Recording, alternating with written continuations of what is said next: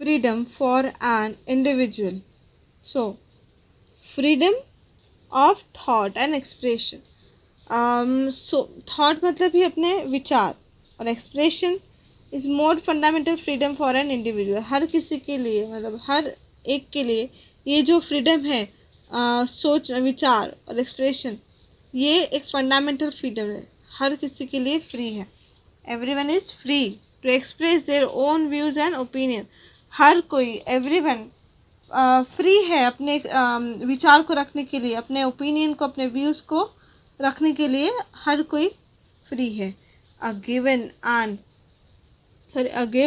Take of ideas enhances the spirit of cooperation and unity amongst us. So give and take मतलब ही then घेन बोलते हैं, देना लेना. So a give and take of ideas, अपने idea को देना और लेना, ये क्या करता है? एनहांस करता है, बढ़ाता है spirit of cooperation and unity almost us, amongst us. Then similarly it also enables us to understand the various dimensions of any problem. So साथ ही साथ similarly it also enables us to understand the various dimensions of any problem. अपने आसपास लोगों की जो भी problems होती है उसको समझने की भी शीलता अपने में आ जाती है. The liberty of belief, faith and worship implies religious freedom. Liberty of belief, faith, belief, विश्वास, faith, भरोसा, सच्चाई, and worship implies religious freedom. Every Indian citizen is free to act as per the teachings of their religion or the religion of their choice. So हर Indian citizens free है to act as per the teaching of their religions. अपने ही choice से कोई भी religions के through पढ़ाना, act करना या फिर अपने चॉइस का रिलीजन चुनना, ये सब हर कोई इंडियन इसमें फ्री है, अपनी मर्जी से कर सकते हैं. देन अभी आता है, एक बचा. So it implies the freedom of celebrating the festivals and the freedom of faith and worship. So ये अपने को ये बताता है, ये दर्शाता है कि फ्रीडम ऑफ अपन अपने मर्जी से कोई भी फेस्टिवल सेलिब्रेट कर सकते हैं. मतलब freedom of celebrating the festivals को सेलिब्रेट करने की freedom, and freedom of faith and worship, भरोसा या फिर विश्वास और पूजा. वर्शिप मतलब ये अपन जो पूजा करते हैं उसको बोला जाता है. इसका भी फ्रीडम अपने को है. देन नेक्स्ट आता है third, equality. So the preamble guarantees the Indian citizens an equality of status and of opportunity. तो प्रिम्बल गारंटी देता है कि Indian citizens and equality of status end of opportunity. Indian citizens के अंदर equality रहेंगी, मतलब उनके स्टेटस के अंदर इक्वालिटी रहेंगी, कोई भी डिस्क्रिमिनेशन नहीं होगा उनके बीच, एंड उनको इक्वल अपॉर्चुनिटीज़ दी जाएंगी सभी को. It means that all have equal human status, मतलब सभी के पास इक्वल ह्यूमन स्टेटस है, and there will be no discrimination based on caste, creed, race, sex, place of birth, etc. So फिर किसी के भी बीच में कोई भी भेदभाव नहीं होगा कास्ट को लेके, क्रीड को लेके, रेस को लेके, सेक्स को लेके, प्लेस ऑफ बर्थ को लेके. तो किसी के भी बीच में कोई भी भेदभाव नहीं होगा, चाहे वो फीमेल हो, मेल हो, या फिर कोई कास्ट हो, ओपन, ओबीसी, एससी, जो भी है, इसमें कोई भी भेदभाव नहीं किया जाएगा. The guarantee of equal status means not to discriminate between people in terms of high, low, superior, inferior. ठीक है. सो ये गारंटी देता है कि इक्वल स्टेटस मीन्स क्या, guarantee of equal status means क्या, मीन्स नॉट टू डिस्क्रिमिनेट, मतलब भी लोगों के बीच में भेदभाव नहीं होना चाहिए जो कि ये हाई है ये लो है, मतलब ये हाई क्लास वाला है लो क्लास वाला, ये सुपेरियर है इन्फीरियर है, ये बड़े जात वाला है ये कम जात वाला, तो ऐसा भेदभाव नहीं होगा, ये उसकी गारंटी देते थे। The preamble has given great importance to equality of opportunity as well. So preamble ने इक्वालिटी ऑफ अपॉर्चुनिटी को ग्रेट इम्पोर्टेंस दी है। all will get opportunities for development without any discrimination। सभी के पास, सभी को एक अपॉर्चुनिटी मिली है, सभी के पास एक अपॉर्चुनिटी है कि वो किसी भेदभाव के बिना ही डेवलपमेंट कर सकते। So preamble to our constitution refers to a unique ideal or principle. It is the goal of promoting fraternity among the citizens and to assure the dignity of the individuals। तो fraternity क्या होता है, देखते हैं क्या होता है। The makers of the constitution believed that merely guaranteeing justice, freedom and equality would not lead to establishing equality in Indian society। सो जो मेकर्स है कॉन्स्टिट्यूशन के, जो भी मेकर्स है वो बिलीव करते थे कि merely guaranteeing justice, freedom and equality would not lead to establishing equality in Indian society. So no amount of laws would help us achieve these goals if fraternity is lacking among Indian।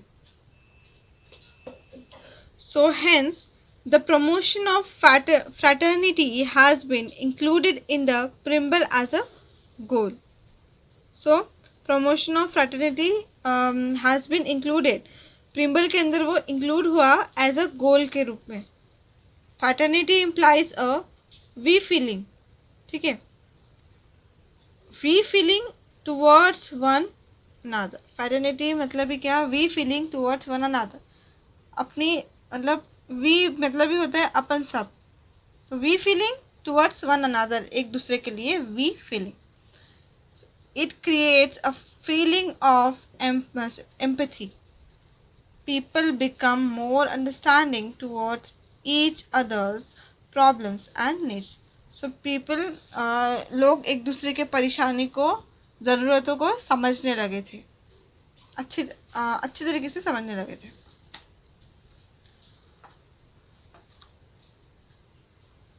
Fraternity is closely related to human dignity। Human dignity implies equal respect to each individual as a human being।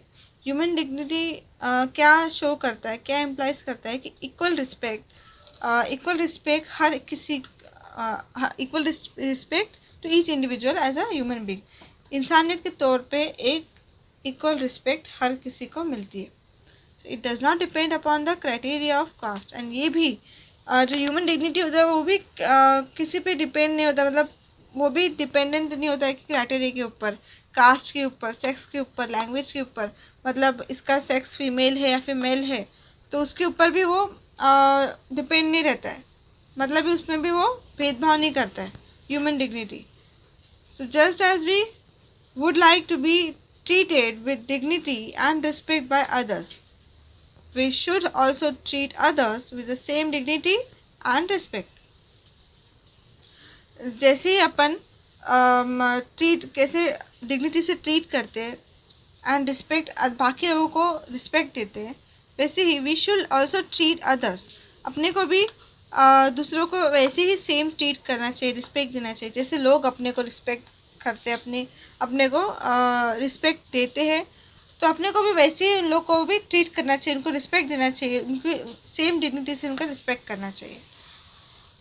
When every individual respects another and honors their freedom and rights, dignity of the individual will get established।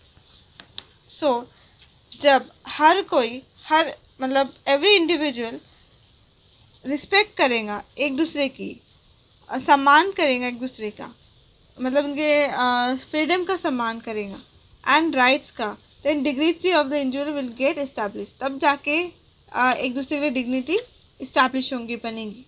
In such an atmosphere fraternity will grow automatically, तो fraternity automatically grow हो जाएंगी. सो इसमें fraternity के बारे में ये बताया गया है. The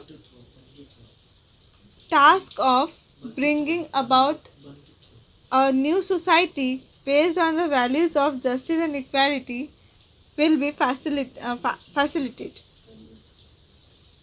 The task of bringing मतलब ही task of bringing about a new society, new society के बेस पे एक दूसरे को पास लाना, ब्रिंग एक दूसरे को लाना साथ में, on a values of justice के वैल्यूज पे एंड इक्वालिटी के वैल्यूज पे will be facilitated. So the इसमें वैसे हिंदी में फ्रैटर्निटी का मतलब होता है बिरादरी, तो आपने सुने होंगे इसके बारे में. So the preamble to the constitution of India guides us to this very goal. So जो प्रिम्बल ऑफ द कॉन्स्टिट्यूशन है वो ऑफ इंडिया क्या करता है, गाइड करता है, इस गोल को हासिल करने के लिए अपने को गाइड करता है. Then the preamble ends with a mention of the fact that the people of India have given the constitution to themselves. यहाँ पे ये चैप्टर एंड होता है. द प्रिम्बल एंड्स, प्रिम्बल यहाँ पे ख़त्म होता है क्या मेंशन करके, with the mention of fact, एक फैक्ट मेंशन करके, that the people of India have given the constitution to themselves. उन्होंने लोगों ने अपने आप को ही हैव कॉन्स्टिट्यूशन देना चाहिए. सो यहाँ पे एक्सरसाइज अपन देख लेते हैं. इस चैप्टर की एक्सरसाइज फर्स्ट क्वेश्चन दिया, find the following words in the grid. I think आपको ये ज़्यादा ही इंटरेस्टिंग लगेगा सॉल्व करना, तो आई थिंक इसको समझाने की ज़रूरत तो नहीं पड़ेगी आपको कि कैसे सॉल्व करना है, क्या करना है, तो आपको अच्छे से समझ में आ जाएगा, क्योंकि आई थिंक इस एक्सरसाइज का ये आपका सबसे इंटरेस्टिंग पार्ट होगा मेरे हिसाब से. तो सो अपन क्वेश्चन आंसर देख लेते direct. A sense of we feeling and empathy towards fellow citizen. अभी अपन ने अभी थोड़ी देर पहले पढ़ा था, क्या था, fraternity. A system in which sovereign power is in the hands of the people. तो जब सोवरेन पावर लोगों के हाथ में रहती है उसको क्या बोला जाता था, पहले पढ़े थे, लोकतंत्रता या फिर प्रजातंत्रता, मतलब ही democracy. Introduction to the constitution उसको बोला जाता है प्रिम्बल. पूरा चैप्टर तो इसी के बारे में है, तो आपको अच्छे से याद रहना चाहिए preamble. A system in which all religions are considered equal, so उसको बोला जाता है सेल्यूलर. सो क्वेश्चन नंबर 2 है, आंसर द फॉलोइंग क्वेश्चन. तो 2 का 1 क्वेश्चन है, what are the provisions in a secular constitution. So इसका आंसर है पेज नंबर 68 पे लास्ट पैरा, यहाँ से तो यहाँ तक, नो 1 से तो रिलीजन तक, जो अंडरलाइन करके वो आपका आंसर रहेगा. और जहाँ पे आपको पॉइंट दिख रहा है वहाँ तक कि आप अपना एक एक, मतलब आपको पॉइंट वाइज आंसर लिखना है. नो से तो रिलीजन तक 1 पॉइंट, देन द सिटीजन से तो ओन रिलीजन तक 2nd point, then the state के नॉट से तो ऑफ रिलीजन तक 3rd पॉइंट. ऐसा आपको पॉइंट्स बना के लिखने हैं. सो क्वेश्चन नंबर 2 है, what is mean by adult फ्रांचिस. अपने अभी थोड़ी देर पहले ही पढ़ा था. So all citizens completing 18 years of age have the rights to vote in election are adult franchise. So question number 3 है, what rights does economic justice ensure. Page number 69 पे इसका answer है, इकोनॉमिक जस्टिस के अंदर poverty lead से तो once family तक. तो ये इसका आंसर है, जो अंडरलाइन करके वो आप उसको पॉइंट्स बना के लिख लीजिए. सो क्वेश्चन नंबर 2 का लास्ट क्वेश्चन है, how will human dignity B establish in a society. तो पेज नंबर 70 पे आप नीचे देखेंगे, आपको यहाँ पे दिखेगा ह्यूमन डिग्निटी के बारे में. सो यहाँ से स्टार्ट होगा आंसर. ये फर्स्ट पॉइंट रहेगा बीइंग तक, ह्यूमन डिग्निटी तो बीइंग तक ये फर्स्ट पॉइंट रहेगा. देन पेज नंबर 71 पे टॉप पे आपको 2nd पॉइंट दिख जाएगा. सो यहाँ तक इस्टेब्लिश तक आपका ये आंसर रहेगा। देन नेक्स्ट है question number 3, how should we make use of our freedoms, write your view about it. So यहाँ पे लिखा हुआ है इसका आंसर। आपको वैसे इसके अपने मन से लिखने का था आंसर, तो मैंने लिख के दिया है, आप पढ़ लीजिए। जिससे यहाँ पे लिखा है कि freedom does not mean unrestrained behavior or license to do whatever we like. We should respect freedom of others as well. We should accept restrictions on our freedom, reasonable restrictions on our freedom in the interest of national security, law and order, decency and morality. So ये था उसका answer. Then question number 4 के अंदर कुछ concept है, उसके बारे में लिखने का है। तो 4 का 1 का आंसर है पेज नंबर 68 पे। सो स्टार्ट हो रहा है यहाँ से सोशलिस्टिक स्टेट से, पूरा पैरा आएगा क्योंकि ये ब्रीफ में लिखना है अपने को थोड़ा सा, इसलिए पूरा पैरा आपको लिखना पड़ेगा। आप पर पॉइंट्स बना के लिख सकते हैं।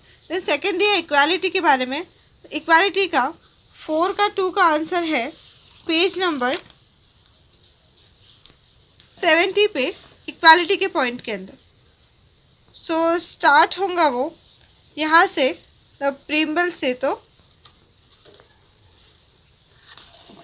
यहाँ तक आपको ये लिखना पड़ेगा, आपको ये पूरा पैरा लिखना पड़ेगा प्रीम्बल से तो यहाँ तक।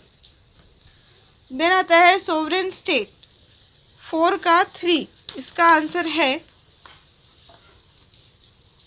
पेज नंबर 68 पे। You can see here that start हो रहा है कहाँ से, द ब्रिटिश से, तो रूल एंडेड से स्टार्ट होके ये पॉइंट्स है। सो ये स्टार्ट हो रहा है एंड एंड हो रहा है यहाँ पे। ओके, सो यहाँ तक एंड हो रहा है। देन 4 का 4 दिया है इक्वालिटी ऑफ अपॉर्चुनिटी। सो 4 का 4 का आंसर है पेज नंबर 70 पे, इक्वालिटी के अंदर जो जो अंडरलाइन करके आपको दिख रहा है वो उसका आंसर रहेगा। ठीक है, आपका आंसर रहेगा यहाँ तक डिस्क्रिमिनेशन। सो ये चैप्टर था यही तक। इसमें फ्रीडम के बारे में बोला था, प्रीम्बल के बारे में बोला गया है, इक्वालिटी वगैरह के बारे में इसमें बताया गया है।